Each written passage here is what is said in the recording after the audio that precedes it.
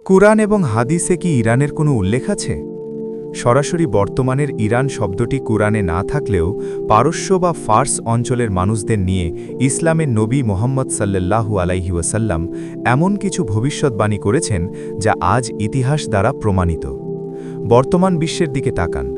একদিকে পারমাণবিক শক্তির হুমকি, অন্যদিকে মধ্যপ্রাচ্যের উত্তপ্ত রণাঙ্গন, আর এই সব কিছুর কেন্দ্রবিন্দুতে রয়েছে একটি নাম, ইরান।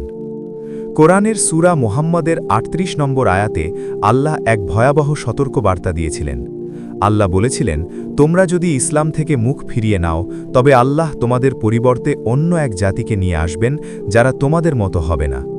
সাহাবায়ে কেরাম যখন জিজ্ঞেস করলেন সেই জাতি কারা, তখন আল্লাহর রসুল সাল্লাল্লাহু আলাইহি ওয়াসাল্লাম পাশে থাকা পারস্যের সাহাবী সালমান ফার্সি রাদিয়াল্লাহু আনহুর কাঁধে হাত রেখে বললেন, এই লোকটির জাতি। আজ লক্ষ্য করুন, যখন অনেক আরব দেশ স্তব্ধ, তখন মধ্যপ্রাচ্যের রাজনীতিতে পারস্য বা ইরান এক অপরাজেয় শক্তি হিসেবে আবির্ভূত হয়েছে। এটি কি সেই কোরআনের পরিবর্তনের ইঙ্গিত? সহিহ বুখারী ও মুসলিমের একটি বিখ্যাত হাদিসে এসেছে, রাসূলুল্লাহ সাল্লাল্লাহু আলাইহি ওয়াসাল্লাম বলেছিলেন, যদি ঈমান সুরাইয়া নক্ষত্র বা মহাকাশের উচ্চতায়ও থাকে, তবে পারস্যের কিছু লোক সেখান থেকেই তা অর্জন করে নেবে। ইতিহাস সাক্ষী, ইমাম বুখারী, ইমাম মুসলিম এবং মুসলিম বিশ্বের বড় বড় বিজ্ঞানীরা এই অঞ্চল থেকেই উঠে এসেছেন। আর বর্তমানে অবরোধের মুখে থেকেও ইরান যেভাবে প্রযুক্তি ও সামরিক শক্তিতে বিশ্বকে তাক লাগিয়ে দিচ্ছে, তা কি নবীজির সেই ভবিষ্যদ্বাণীরই প্রতিফলন নয়? তবে হাদিসে সতর্কতামূলক কিছু তথ্যও আছে।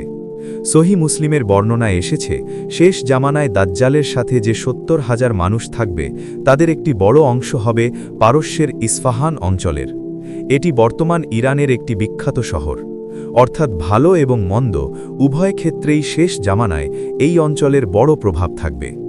পরিশেষে বলা যায়, ইসলামের জ্ঞান, সাহিত্য এবং সভ্যতায় ইরানের অবদান অপরিসীম। রাসূলুল্লাহ সাল্লাল্লাহু আলাইহি ওয়াসাল্লামের সেই ভবিষ্যদ্বাণী আজ অক্ষরে অক্ষরে সত্য হয়েছে। মধ্যপ্রাচ্যের বর্তমান এই উত্তপ্ত পরিস্থিতি কি আমাদের সেই মহাপ্রলয় বা শেষ জামানার দিকেই ইঙ্গিত করছে? আপনার মতামত আমাদের কমেন্টে জানান।